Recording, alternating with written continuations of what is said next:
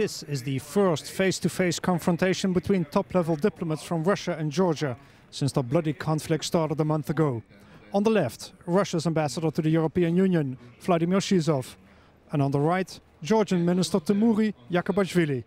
Our conclusion is that it was not possible to avoid it, and we just tried to defend our country as much as we could before the Europe or the United States or the West or the East start to understand that there is something nasty happening in the Caucasus.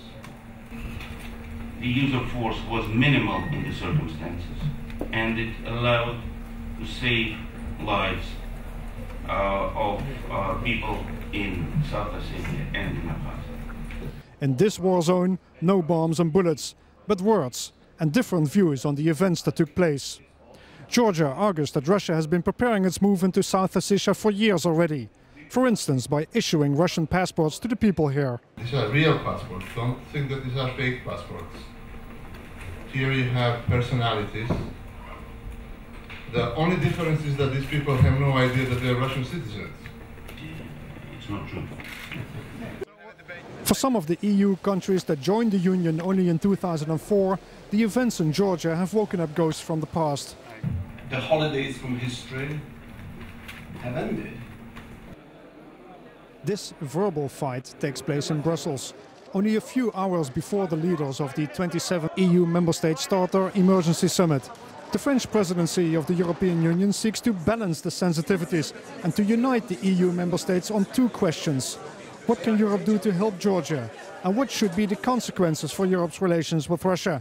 Keeping in mind that Russia is a key supplier of natural gas to much of Europe.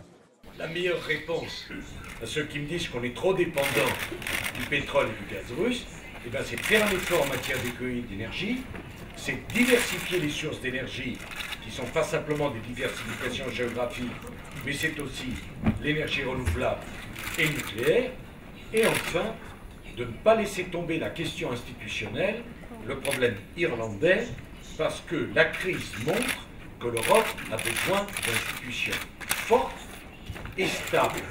The EU, in the end, proves to be prepared to send a police mission to Georgia to monitor the situation on the ground. And Russia is ready to allow these officers into its buffer zones with South Ossetia and Abkhazia.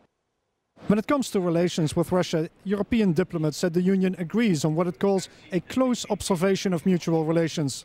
These observations are then to be evaluated at the time of the EU-Russia summit that is scheduled to take place in Nice in the middle of November. For Georgia, meanwhile, it's clear that it has to pay a diplomatic price for letting itself be tempted to open fire on Russian troops last month. That mistake now makes it more difficult for the EU to fully and unconditionally condemn Russia's actions. Raymond Franken at EOX TV in Brussels.